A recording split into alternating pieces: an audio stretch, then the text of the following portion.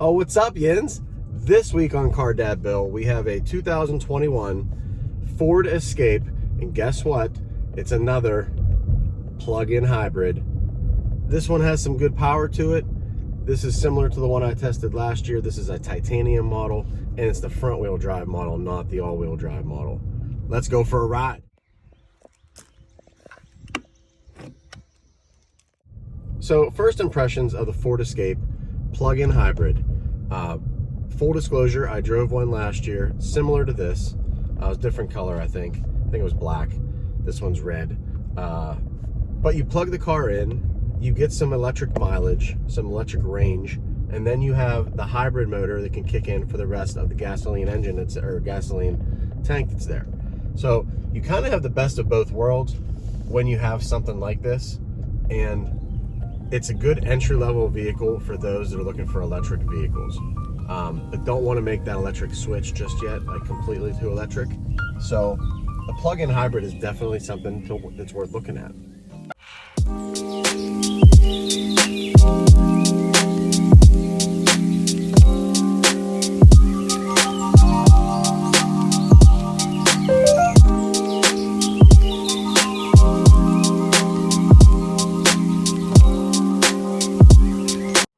All right, guys, standing outside the Ford Escape plug-in hybrid. There's the plug, and there's your gas tank. So a couple things on the titanium model that I want to go over for sure. First thing is the headlights. Wonderful LED reverse reflection headlights. Then you have the nice LED fogs down below. The overall handsome appearance of the exterior of this SUV is probably something that goes underrated just because it's a Ford Escape and people are used to it. It's definitely stylish. It has very nice clean lines. It has a flat back just like everything else does. Everything waterfalls straight down. Love the indentations of the reflectors. Nice LED backlit taillights. The Ford Escape logo in the back. It's just a clean SUV, and the plug-in hybrid really gives it a little bit of a boost as far as technology and the ability to do things.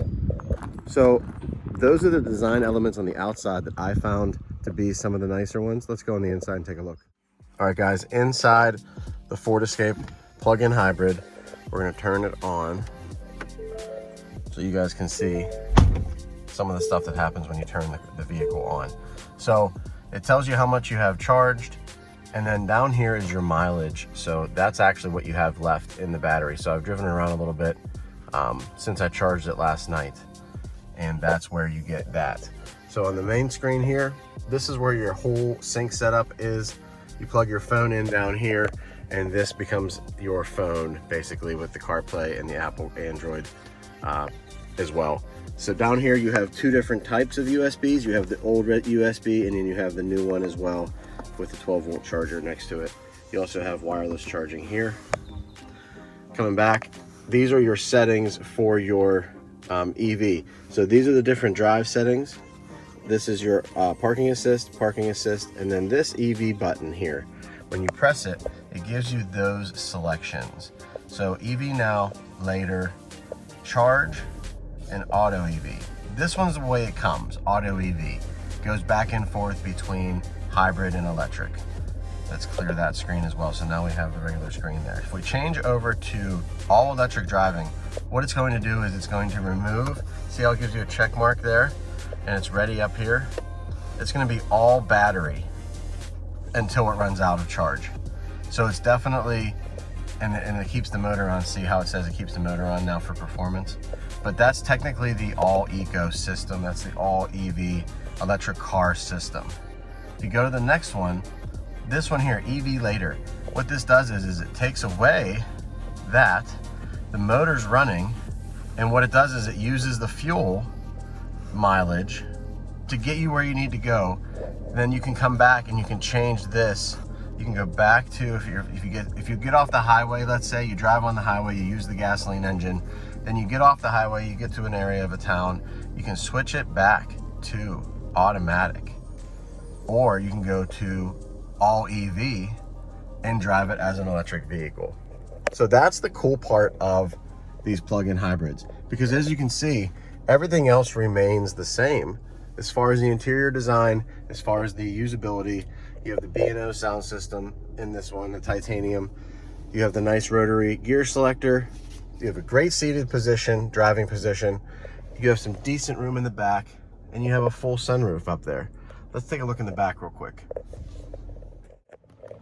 Hopping in the back seat. Similar design on the sides, plastics, things like that. Then you have the nice two-tone leather seats, just like in the front. Good amount of space. That's me pushed all the way back, and that's the legroom that's there. And honestly, I could probably fit behind myself in this vehicle, but you have big seats otherwise. And then you have these seat belts that slide down and disappear, so you don't need them. And then they come up like this, and they're static, like they can push on them and get them in, which is a big deal in these cars. Get the kiddos buckled up. Come around back, underneath here, opens the trunk. I left all this stuff in here so you guys could see the space that there is back here, because there is a lot. 2 small junior golf bags and a full-size hockey bag for my son. And there's plenty of room to put like another bag back here. I can probably stack some more things on top, maybe do a better job of organizing it and make more room. But those seats also flip forward if you need that. So you're gonna have a whole lot of storage space back here once those things are moved down as well. Let's go for a ride. All right, Jens, real quick, couple of things we'll go over. Some notes, the Monroney from the manufacturer. 21 Ford Escape front wheel drive, titanium, plug-in hybrid. They're saying 105 mpge, which is electric and gas. It's like the hybrid version, the automatic hybrid setting that I showed you earlier. That gives you that 105 mpge. They say 40 miles per gallon. Just the gasoline engine running, you know, by itself. It's hard to say what your mileage is. For instance, this week of me driving this vehicle, I plugged it in almost every night, so I had a full charge the next day. I drove kind of how I showed you earlier, and I manipulated the system to, you know, drive EV in town, and in like under, you know, 35 miles an hour and below, I was in EV range the whole time. When I got onto the highway, I switched it over and held the electric charge and drove the vehicle as a hybrid using the motor on the highway. And I would venture to say that I'm getting upwards of 40, maybe even 45 miles to the gallon as far as the hybrid goes. But I don't know what my electric bill, how it's going to change with charging this every day. I'll let you know. I'll follow up on that one in another review. But this Ford Escape front wheel drive 2001, it has 221 horsepower combined with the motor, the 2.5 liter under the hood with the eCVT transmission and the Atkinson cycle motors, bring it up to 221. That's not bad horsepower rating for something this size, and it feels good when you're driving it, and we'll talk about that when we get on the road. So the mileage comes in at 37 miles, just strict EV range. So that means when I plug it in and it's 100% charged and I start the day, I have 37 miles of EV range. And that's what's happening consistently while I'm driving this vehicle. So a total mileage of 350 miles with your fully charged battery and a full tank of gas. I hope all that makes sense. If you guys have questions, comment below. I'll be happy to answer any questions if I can, or get the information from Ford if I can't find it myself. Let's get on the road and talk about how it drives. All right, Gens, out on the road, and I have to say, the Ford Escape is a good vehicle. It drives really well. It's very comfortable to sit in. I've driven this thing in a variety of different environments: highway travel, backcountry road travel, tight little country road travel like we're on now, urban areas. I kind of bounced around this last week, and I have to say that the Ford Escape drives well. So where do I start my good and bad list? And really, the plug-in hybrid theory and the way that it works and the application of it now into all these new vehicles, I think is a really good place for that technology. Folks that don't want to have a regular EV vehicle because they're worried about charge, they're worried about charging it, all that stuff, the infrastructure, whatnot. This is a good entry level. It gets you that taste of electric vehicle and how it would perform, and you don't have to and you still have your gasoline baby, binky to keep you happy, if that makes any sense. Without further ado, the good and bad. All right, so starting off the list, the good list, and it really is that marriage of electric vehicle to hybrid vehicle to combine to make a plug-in hybrid vehicle. That's my number one good. And that's on all of these types of vehicles. I've driven Cadillacs like this, I've driven Kias like this, I've driven Fords like this, I've driven Hondas like this. They all have that ability to have an electric range and have a hybrid gas vehicle to rely on. So that's number one on my good list. Number two on my good list is the comfort and the drivability of this vehicle. Overall, it's a small SUV. It's a 5-passenger SUV that's got decent storage in the back, but you're able to drive this thing and use it, and it's very easy to do. You don't have to learn a new infotainment system. You don't have to learn what gauges mean what. Even at a novice level, you look at this screen and you know that there's miles per hour on the left, and you know that when you step on the gas pedal, that's what it does. That's what the motor does. That's what the battery does. It shows you all that stuff. So it's kind of like a no-brainer in that regard. And it's just it steers well. It has great road manners. It handles bends really well. It's just a good overall driving vehicle. And that's number two on my good list. The last thing on my good list is just that. Let's get to the bad. And let's start off again, disclosure. It's not horrible. There's nothing really horrible about this vehicle, because if you're looking for a small SUV that you can charge at home, that you can drive as a hybrid as well when needed, get a decent amount of range out of, and it's comfortable, this fits the bit. This is what's gonna, make you happy.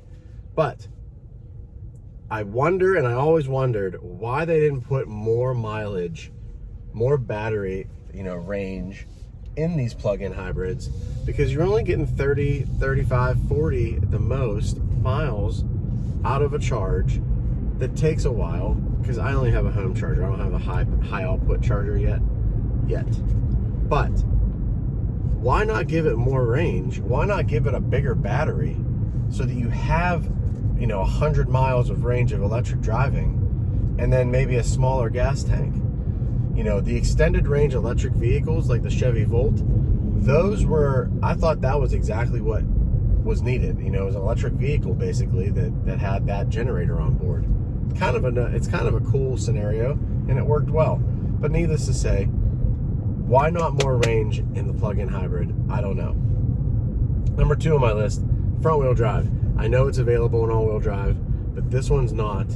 And if it was winter and there was snow on the ground, I don't know how well the front wheel drive would work. Now, I grew up driving in the snow in Pittsburgh and with front wheel drive vehicles, so it's not like you wouldn't be able to get around. But at the same time, if you have all-wheel drive option, why not get it? So that's my second thing on my bad list. And the last thing, and it's such a little quibble that I hate to even bring it up, because it's kind of like you could just get it fixed. But the stereo system, while very good, and the B&O sound system is good in most vehicles that I've tested and that it's equipped with, this one rattles, and it rattles inside and it rattles outside, and it's the door panels, it's parts of the inside, it's the doors on the outside, it all rattles. And I listen to hip-hop, R&B, 90s, all this stuff, rock and roll, all kinds of stuff. So I have a lot of bass, and it just rattles the car, and it's kind of bizarre how that sounds. And I hate to bring it up in a quibble, but it's one of those things. That's Car Dad Bill this week. I'm gonna wrap this up real quick with a hop on the highway where you guys can hear it.